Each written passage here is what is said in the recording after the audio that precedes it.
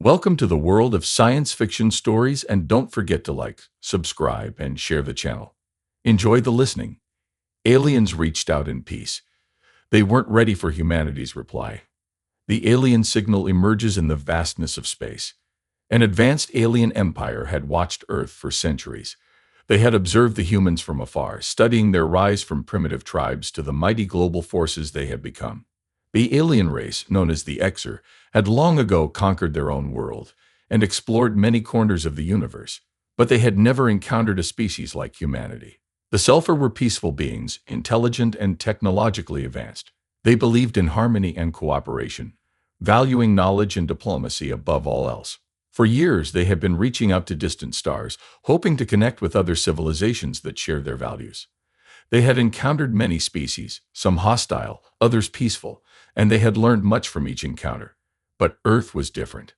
That Sulfur had been watching for a while, waiting for the perfect moment to make contact. They had seen humanity's growth from the discovery of fire to the age of space exploration. Yet they still saw humans as a species struggling to find their place in the galaxy, far behind the Exceler in technology and understanding. "Now is the time," the leader of the Sulfur Council said, staring at the shimmering stars beyond their spaceship. The Sulfur were sure that humanity, with its curiosity and ambition, would eagerly accept a message of peace.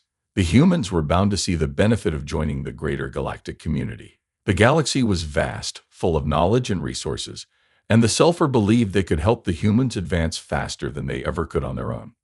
So with careful precision, the Sulfur sent out a signal. It was a message of peace, a greeting from the stars. The signal was designed to be clear and inviting, a beacon of hope and unity to the humans. It carried an invitation to join the Galactic Alliance, to learn from the Sulfur and others in the cosmic network. The signal would travel through the vast emptiness of space, its journey taking many years, but the Sulfur believed that soon they would hear a response. Back on Earth, humanity had its own concerns. For years they had been looking to the stars, wondering if anyone else existed out there. The age of space exploration had brought humans to the Moon, Mars, and beyond. They had launched probes into deep space, hoping to find some sign of life. But until now, nothing had answered their call. The human leaders, scientists, and astronomers had long speculated about the possibility of alien life. There had been rumors of strange signals from distant stars, unexplained phenomena detected by telescopes, but nothing concrete had ever come through. So when the Sulfur signal reached Earth, no one was expecting it. It was late one evening when the signal was first detected. A young scientist named Dr. Sophia Hartman was working late at the research facility, analyzing data from one of the latest space probes. She had always dreamed of discovering something extraordinary in the vastness of space, but what she heard that night would change everything. A strange pattern emerged on her screen, a series of rhythmic pulses that seemed too regular to be natural. At first, she thought it was just another glitch, another anomaly to be ignored. But then the pattern changed, and she realized it was something far more complex. This wasn't a random signal. It was structured, organized. It was a message. Dr. Hartman's heart raced as she processed the data. She quickly cross-referenced it with all known signals, but nothing matched. This was new. This was different. A message from the stars. She rushed to inform her superiors, and within hours, the news spread across the globe. Governments, scientists, and military leaders all scrambled to analyze the signal. The entire world was now united in one question: who had sent this message, and more importantly, what did it mean? The signal, although complex, was clear in its intentions. It wasn't a warning or an invasion. It was an invitation. The Sulfur offered peace, knowledge, and cooperation. They spoke of a grand galactic alliance where humanity could join other advanced civilizations. It was a dream come true for many humans, an opportunity to leap forward into the stars and join a community of powerful, peaceful beings. But as the signal continued to echo through the Earth's communication systems, a sense of unease began to settle over some of the military and government leaders. Could this truly be an act of peace, or was it some kind of trap, a trick to lure humanity into a vulnerable position? The idea of making contact with an alien race was both thrilling and terrifying. Many believed that Earth was not ready for such a monumental step. After all, humanity had barely begun to explore its own solar system. What if they were not prepared for the consequences of meeting such a powerful race? As these thoughts swirled through the minds of Earth's leaders, a more dangerous question began to emerge.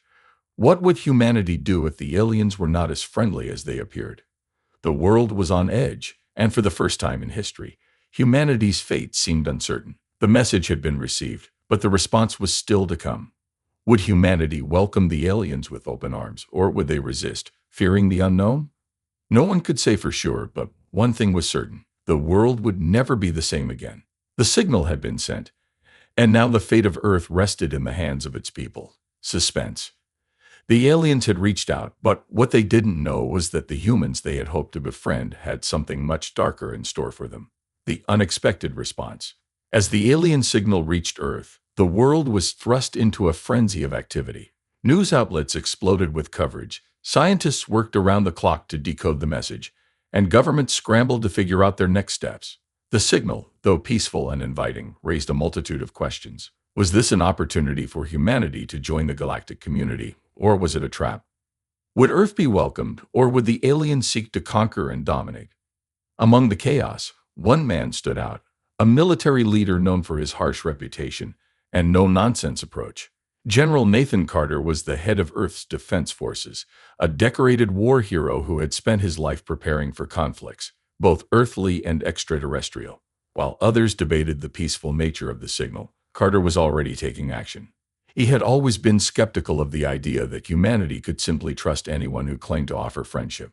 Over the years, he had studied alien encounters, both real and theoretical, and he knew one thing for sure. Peace was often just a mask for something far darker. To him, this signal didn't speak of goodwill, it spoke of a dangerous unknown. Humans aren't some peaceful species waiting to be rescued, Carter muttered to himself as he paced around his command center, his fingers tapping nervously on the control panel. He had a sense of foreboding that he couldn't shake. There was something about the Sulphur's message that didn't sit right with him. They were offering peace, but why now? Why Earth? He ordered his team to immediately begin preparations for a response, but this would not be a friendly reply. Carter knew that if the Sulphur were truly interested in peaceful contact, they would have to prove it. And if they weren't, then humanity needed to be prepared to defend itself.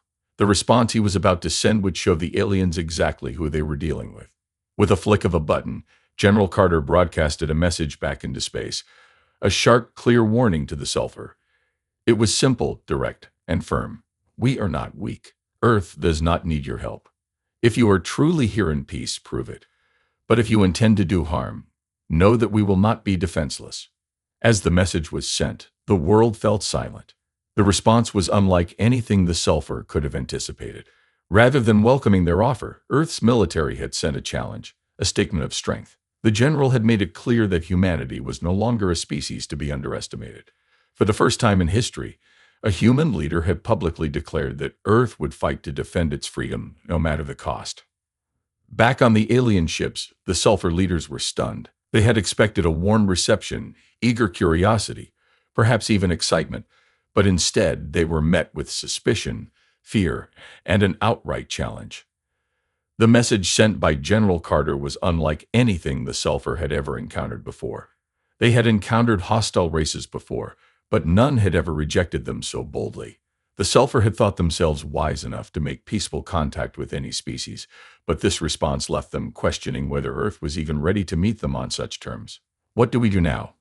One of the Sulphur diplomats asked, turning to their commander, a being named Erech. Erech was wise and calm, known for his ability to read the nuances of other species. He understood the importance of this moment, and the stakes were much higher than anyone on the alien ship had imagined. We respond, Erech said. His voice was steady, but there was an underlying uncertainty. We must show them that we are not their enemies, but we cannot let their challenge go unanswered. If they truly believe they can defend themselves against us, we must demonstrate our power. Only then will we earn their trust. But Erech knew this was no simple task. The message from Earth had shaken the Sulphur, who had never encountered a species that would challenge them so directly. They had never faced such raw defiance, and it left them wondering, was Earth truly ready for the consequences of their challenge, or had they made a grave mistake? Back on Earth, General Carter was not content to wait. He had prepared his military forces for a potential escalation, his mind racing with contingencies. The world had been thrown into uncertainty, and no one knew how the aliens would respond to their challenge. Would the Selfer choose peace and withdraw, or would they decide to retaliate, believing that humanity's defiance was an act of aggression? For the first time in centuries, Earth had the upper hand in an interstellar conflict, and General Carter was determined to keep it that way. He had sent a message that would resonate throughout the galaxy. Humanity was not a species to be underestimated. They had faced war, death, and hardship, but they had survived, and now they would face their greatest challenge yet: suspense. The aliens were left in a difficult position. The peaceful alliance they had envisioned was slipping away, and as the world prepared for what came next, one question remained. Could the Selfer handle a species as unpredictable and dangerous as humanity, or had they just poked the hornet's nest? The first encounter. The world held its breath as the days passed and humanity waited for the Selfer's response. Tension hung in the air like an electric charge, each passing moment heightening the uncertainty. General Carter's warning had been clear and firm, but how would the aliens interpret it? Would they strike with their advanced technology, or would they reconsider, recognizing the strength of humanity's resolve? Meanwhile, the Selfer were preparing for a response of their own. Erech, the commander of the alien fleet, had convened a council of the Empire's finest strategists. They debated fiercely about how to handle the unexpected human response. Some believed the humans had no idea what they were challenging, and that the Selfer should show their might to avoid further challenges. Others, however, argued that a show of force could escalate the situation into a full-scale war, something they desperately wanted to avoid. Erich weighed his options carefully. The Selfer had come to Earth with hopes of peaceful contact, but now they had to make a critical decision. Would they press on with diplomacy, or would they prove their superiority and risk an intergalactic conflict? In the end, Erich decided on a cautious approach. The Selfer would send a delegation to meet with Earth's leaders, to try and understand the humans more deeply before making any further moves. It was a calculated risk. They would not show their full military strength just yet. Instead, they would test humanity's reactions, hoping to gauge whether their message of peace could still succeed. The Selfer ships descended toward Earth, their massive vessels creating a stunning spectacle in the sky. Their sleek, shimmering craft reflected the sunlight as they glided silently through the atmosphere, a symbol of their technological superiority. As the ships landed in a secluded military base, a hush fell over the planet. Cameras rolled and the eyes of the world turned to this historic moment. The first direct encounter with an alien species was about to take place. On the ground, General Carter stood firm, flanked by his most trusted officers and the world's leaders. He had been preparing for this day for years. But now that it had arrived, he couldn't help but feel a knot in his stomach. The moment of truth had come. His thoughts raced. Was he ready? Was humanity ready for this? The Selfer delegation emerged from their ships, their figures tall and elegant, their bodies adorned in shimmering robes, their eyes, large and deep, glowed with a soft, otherworldly light. There were no weapons visible, only a calm aura of intelligence and grace. Erech, their leader, stepped forward and extended a long, slender hand toward General Carter. His voice, when he spoke, was smooth and melodic. "We come in peace, Earth leader," Erech said, his voice carrying an ancient wisdom. "We have observed your species for some time, and we believe you have great potential. We seek cooperation, knowledge, and a place for you in the galactic community." The moment was surreal. General Carter stared at the alien leader, his mind racing. The Selfer were real. The peaceful message they had sent was undeniable. But Carter had a job to do, and he could not afford to be swayed by the aura of promises from a species so far beyond humanity's capabilities. With a hard, steady gaze, he met Erech's eyes. "You speak of peace," Carter replied, "but peace comes with trust, and trust has to be earned. You have not proven that you come in peace. Your message was clear, but it is your actions that will speak louder than words." Erech's expression did not change, but his eyes seemed to flicker with understanding. He had expected resistance, of course. Humans were known for their pride, their fierce independence. Still, he was confident that the strength of the Selfer would leave little room for doubt.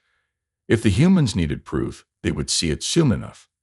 The alien leader stepped back and motioned to the two other Selfer diplomats who had arrived with him.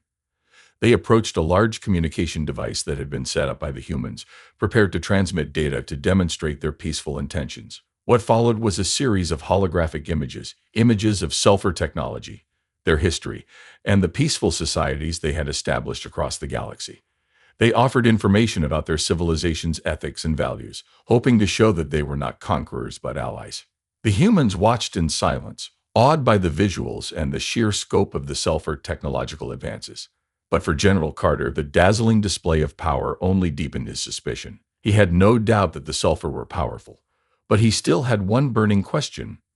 What did they want with Earth? Was this simply a show of strength, or was there something more behind their diplomatic mission? As the sulfur finished their presentation, the room was quiet. Carter's mind churned, and the weight of the decision ahead of him pressed heavily on his shoulders. The aliens had offered their knowledge, their technology, and their peaceful intentions, but could humanity afford to trust them?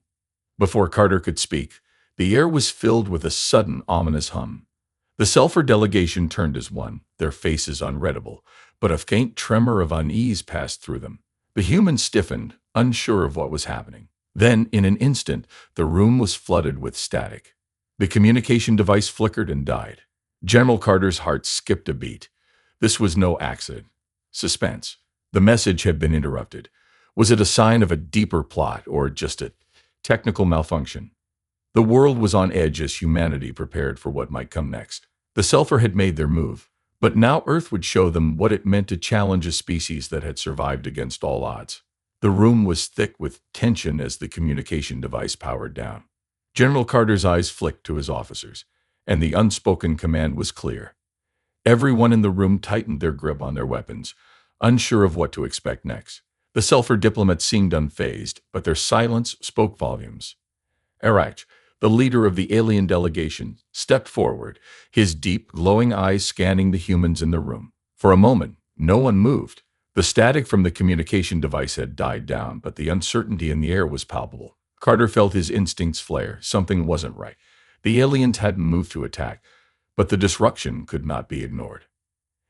Erich broke the silence, his voice calm yet tinged with an odd sense of warning.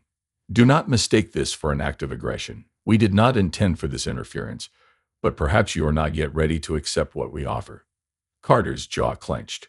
This was it, the moment he'd feared. He had seen enough military strategy to recognize when someone was trying to test his resolve. The aliens were probing, trying to gauge how far they could push before humanity broke.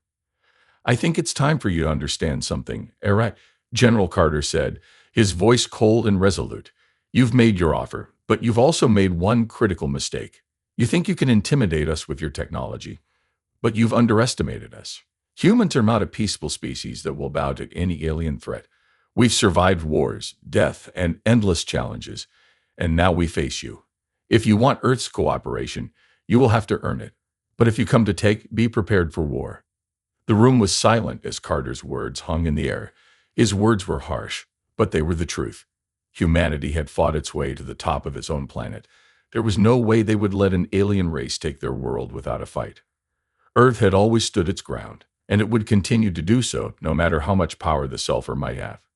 Erich blinked slowly, his face unreadable, but his eyes held a flash of something, a flicker of recognition. He had expected humanity to react with fear, with awe, perhaps even excitement, but instead he found defiance, real, unyielding defiance. In all his years of exploring the galaxy, he had never encountered a species that would challenge his power so blatantly. Your words speak of strength, General Carter, Erich said slowly, but they also speak of fear. You fear what you do not understand. Your species does not yet know the depths of power we possess, and yet here you stand, threatening war. Carter narrowed his eyes. And if your peace is genuine, then prove it. We are not afraid of you, Erich. What we fear is the unknown. We've lived through enough conflict to know that not all friendly gestures come without a price. For a long moment, Erich said nothing. Then, with a subtle motion, he signaled to his companions. They moved to the device once again. And this time, it was not a message of peace that they broadcasted. Instead, it was a detailed display of sulfur military capabilities, giant warships, weapons of unimaginable power, and fleets capable of leveling entire planets. The holograms displayed destruction on an unprecedented scale, leaving no doubt about the alien strength. But Carter wasn't intimidated. He stood tall, unwavering, his eyes fixed on the display. When the holograms finished, the room fell silent again. Your display does not impress me, Carter said, his tone unwavering. We've faced destruction before. We fought wars that wiped out cities, and we've rebuilt from the ashes. If you think we will cower before you, you're mistaken. Your power is undeniable, but so is ours. The Sulfur diplomats exchanged uneasy glances. This was not the reaction they had anticipated. Their peaceful overtures had been met with suspicion. Their display of force had not created the fear they had hoped for. They were facing a species that had something more powerful than technology, human willpower. Erech's eyes narrowed. Perhaps we misjudged you, General, but know this. We will not back down. If you insist on standing in our way, the consequences will be far greater than you can comprehend. General Carter didn't flinch. Then let's make this clear. If you're truly here for peace, you will respect Earth's sovereignty. If you come here to conquer, know this. We will fight to the very last breath. This is not a battle you can win easily. We are humans, and we will never bow to an alien race. The message was now clear to both sides. Earth was not going to be a pawn in a galactic game. Whether the Sulfur wanted peace or war, humanity was prepared for the consequences. Suspense. The alien diplomats left the room, their expressions unreadable. General Carter knew that this was only the beginning. The real battle was yet to come. The Sulfur had underestimated humanity's resolve, but it was now up to both sides to decide whether they would walk the path of peace or whether they would end up on the battlefield, with Earth's fate hanging in the balance. The question now was simple. Would the Sulfur take humanity's warning seriously, or would they push their advantage too far? The world watched, waiting for the next move. Days passed after the intense encounter between General Carter and the Sulfur diplomats, and the world was on edge. The message from Earth had been loud and clear. Humanity would not be intimidated, and Earth would not surrender to any outside force. But the true consequences of this defiance had yet to unfold. The Sulfur, with their advanced technology and immense power, had retreated to their ships after the tense standoff. But the decision about Earth's future, whether peace could still be salvaged or if war was inevitable, was far from over. Back in their mothership, the Sulfur leadership was divided. Erech, the commander of the fleet, stood before the council, his expression grim. The council chamber was quiet, the atmosphere thick with uncertainty. The Sulfur had never faced a challenge like this before. The humans had been strong, resolute, and fearless in the face of overwhelming alien power. No other species had ever reacted to their peaceful overtures with such defiance. This was not the peaceful first contact they had hoped for. The humans are not like the others, Erech said, his voice echoing in the vast room. They are not like the weak, primitive species we've encountered in the past. Their strength, their resolve is unlike anything we've seen before. We cannot take their warnings lightly. Some of the council members, older and wiser, nodded in agreement. We must tread carefully, one of the elders said. If we push them too far, we may provoke a war. They may not have the same technology we possess, but their will to fight is strong. They will not submit easily. Others, however, disagreed. The humans are weak. They are still primitive compared to us. Their defenses are no match for our fleets. We should strike now before they can build any resistance. They will bow before us, or they will be destroyed. Erech raised a hand, silencing the council. He had been through many battles, seen many worlds rise and fall, but he knew that war was always the last resort. He was not sure the Sulfur would emerge unscathed from a conflict with humanity. A human's ability to survive, adapt, and fight against overwhelming odds was something the Sulfur had underestimated. We will not fight unless we have no other choice, Erech declared. We must give them one last chance to cooperate. I will contact their leader once more, and I will see if there is any hope for peace. But if they reject our offer again, we will be ready. Meanwhile, on Earth, General Carter and his advisors were equally uncertain about the future. The humans had made their stance clear, but they knew that the Sulfur were not a species to back down easily. The alien strength was undeniable, and humanity was no match for their vast fleets and advanced weaponry. But Carter had something the Sulfur didn't, the relentless spirit of a death worlder. Sitting in a secure room, surrounded by the world's most powerful military leaders, Carter pondered the situation. He was well aware of the alien fleet's capabilities. He had seen the holograms they displayed, the massive warships that could wipe out entire cities. But there was one thing the Sulfur didn't understand. Humans had fought and survived on a death world. Earth was a planet full of dangers, from wild animals to natural disasters to other human conflicts. Humanity was forged in the fires of hardship. They were survivors by nature. We're not backing down, Carter said, his voice firm. We've sent them our warning, and we will stand our ground. If they choose war, We'll give them a fight they've never experienced before. The world's leaders agreed. There would be no compromise with the Sulfur unless they respected humanity's sovereignty. Earth would not bend to any alien will. The Earth Alliance, a unified force of all human nations, would be prepared for whatever came next. In the coming days, tensions rose as the Sulfur prepared to make their decision. The alien fleet remained stationed just beyond the orbit of Earth's moon, watching and waiting.